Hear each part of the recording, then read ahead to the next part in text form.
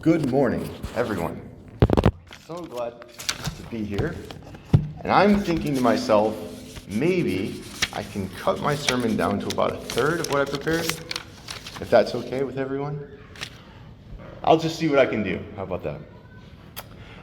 If you want to start turning in your Bibles to Matthew 25, we're going to stay in Matthew 25. We were there 3 weeks ago when we talked about the first of the three parables that Jesus gives, the first three parables that are in the sort of end times discourse that Jesus gives. He gives some prophecies. He starts talking about what things that might happen soon, things that might happen later, but then he really wants to emphasize judgment here at the end in these last three parables that he gives. And so we're going to be reading the second one starting in verse 14 and going through 30, and we'll continue from there. So if you'll read with me, I'm out of the ESV, just so you know. For it will be like a man going on a journey who called his servants and entrusted them to his property. To one he gave 5 talents, to another 2, to another 1, to each according to his ability, and then he went away. He who had received 5 talents went at once and traded with them, and he made 5 talents more. Also he who had the 2 talents made 2 talents more. But he who had received the 1 talent went and dug in the ground and hid his master's money. Now after a long time the master of those servants came and settled accounts with them. And he who had received the 5 talents came forward, bringing 5 talents more, saying, Master, you delivered to me 5 talents, and here I have made 5 talents more. His master said to him, Well done, good and faithful servant. You have been faithful over a little, I will set you over much. Enter into the joy of your master. And he also who had 2 talents came forward, saying, Master, you delivered to me 2 talents here. I have made 2 talents more. His master said to him, Well done, good and faithful servant. You have been faithful over little. Excuse me. I will set you over much. Enter into the joy of your master. He also who had received the 1 talent came forward, saying, Master, I knew you to be a hard man, reaping where you did not sow, and gathering where you scattered no seed. So I was afraid, and I went and hid your talent in the ground. Here, have what is yours. But the master answered him, You wicked and slothful servant, you knew that I reap where I have not sown, and gather where I have scattered no seed. Then you ought to have invested the money with the bankers, and at my coming I could have received what was my own with interest. So take the talent from him and give it to the one who has 10 talents. For everyone who has more will be given, and he will have an abundance, but from the one who has not, even what he has will be taken away. And cast the worthless servant into the outer darkness, in the place where there will be weeping and gnashing of teeth. Well, if we remember what's going on here is that Jesus is giving these 3 parables as the end of his long discourse on judgment. And this is really, in a way, answering what he had, giving a parable according to a teaching that he did in Matthew 24 in verse 45, if you're just sort of right there already. Who then is the faithful and wise servant whom his master has set over his household to give them food at the proper time? Blessed is the servant who his master will find so doing when he comes. Truly I say to you, he will set him over all his possessions. But if a wicked servant says to himself, My master's delayed, and begins to beat his fellow servants, and eats and drinks with drunkards, the master of the servant will come on a day when he does not expect it, and at an hour he doesn't know, and will cut him up into pieces and put him in with the hypocrites, so that he will be in a place where there is weeping and gnashing of teeth. So, what are these 3 parables really for? The 3 parables, as far as we were talking about last time, is a way of expressing how to be wise versus how to be foolish.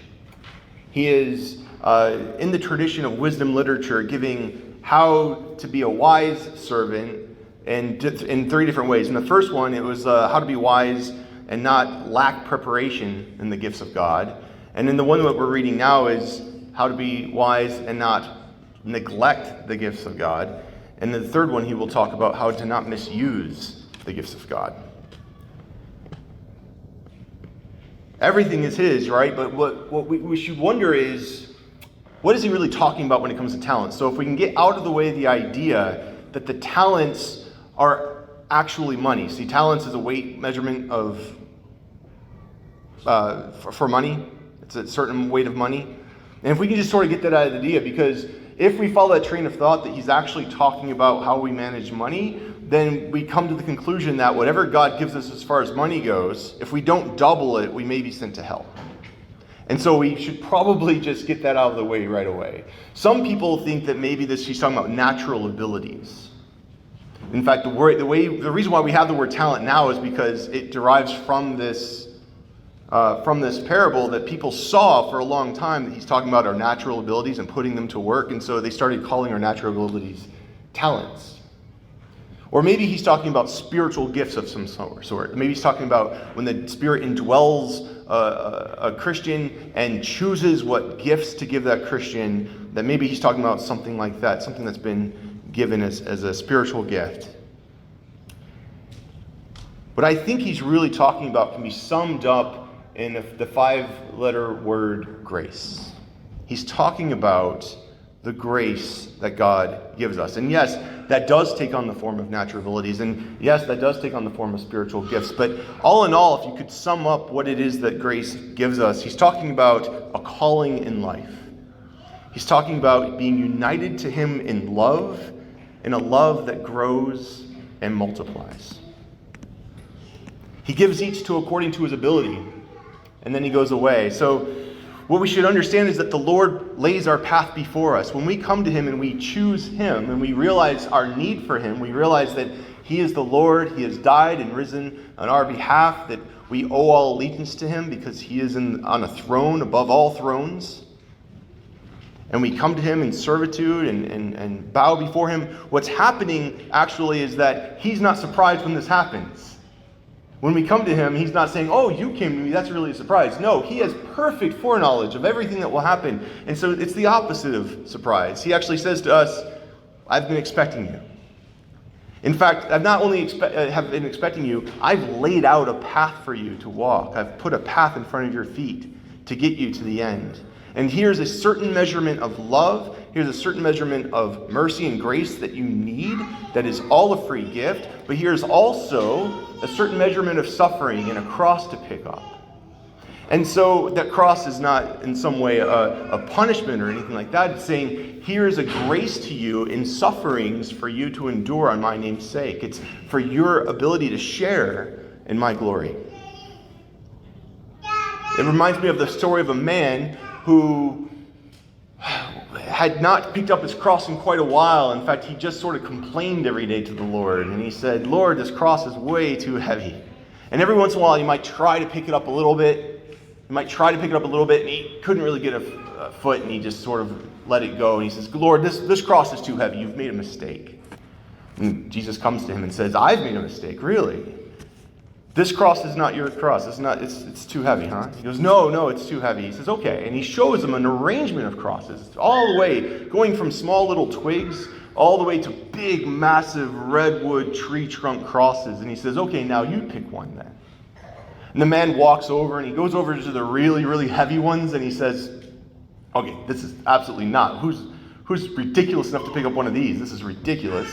So he goes back to the other end with the little small twiggy ones, and he says, well, I'd be way too embarrassed to pick up this one right here. Like, that's just way too embarrassing. So he goes a couple up, and he finds one that's just feels like it might be kind of comfortable for him. It's not too wide or too long or anything like that. And he goes, Jesus, I want this cross. And Jesus says, this cross right here? He says, yeah, that one. He goes, are you sure? Yes, Lord, I'm sure this is the cross I want. And Jesus says, but that's the cross you came here with. You see, Jesus knows exactly what we need. He doesn't give us too much to bear. He gives some measurement of love and grace, 5 to one person. He gives certain measurement 2 to another. But these are just, to us, they're big deals. But to him, it's not such a big difference. See, we might be talking about something in the realm of, there's lots of estimations of what they mean. But if we could just do a quick math, we can do, say, about $100,000 or so for a talent. So we're talking about the difference between $500,000, $200,000, $100,000. And to us, there's a big difference between $500,000 and $200,000. But to the Lord, they are both little. This is a little measurement that I'm giving you.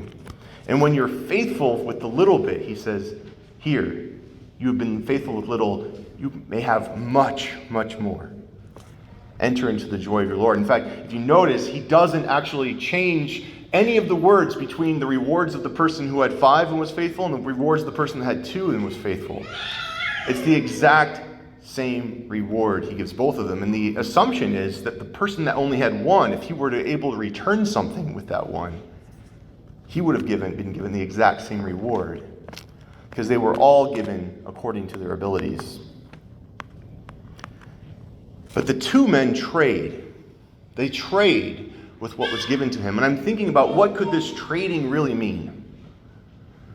And it brings my mind to the idea of when the Lord said, when someone asked him, what's the greatest commandment? And he responded very quickly. He didn't have to think about it at all, right? Love the Lord your God with all your heart, soul, and mind. And the second is like it, love your neighbor as yourself. And it used to bother me that people would say, and people still say this, and I think the way they say it's a little sketchy. But it used to bother me when people would say, that second command, you love your neighbor as yourself. You really need to learn to love yourself first then. Because the better you love yourself, the more you can love your neighbor. And it always seemed really weird. That doesn't seem like what Jesus is getting at. I think he's assuming that we are forgiving with ourselves and patient with ourselves to a certain degree, and that we don't just completely reject ourselves when we do things that we don't think we should do. So why should we treat others the same way? But the more you think about it, if the way that we are loving God with all of our heart, soul, and mind, if the way that we are doing so is loving ourselves by seeking after him, then yes, by all means, the more that we love ourselves by seeking after God with everything that we have, then yes, we should treat others in that way. We should grow in that kind of love. And when we do that with others, what happens is we increasingly know God for ourselves, and we also help others to know him. We grow in love, and we trade with others. The master rewards the 2 faithful servants, but he also then calls the 3rd servant in, and he calls him, you wicked and slothful servant. You know that I expect others to do work for me and I get the reward for it. Which is a strange way for the master to talk here. But you knew that going in. He's using the guy's own words, to be honest. He was expecting something in back. He didn't want, why did the foolish guy here, why did he even think he was given something in the first place? He's incredibly foolish. It makes me think about my son, Honor. He has this natural piano talent. And so he was teaching himself little songs, like Twinkle, Twinkle, Little Star and stuff like that in the piano very early. It makes me think, what if we sent him to a school for a year? What if we sent him to a school that was prestigious and was all about him learning how to be better at the piano, and he spent a whole year away, and we paid all this tuition, we paid everything for him, and when he comes home, we're like, son, show us what you've got, and he goes, well, I know how to play Twinkle, Twinkle, Little Star.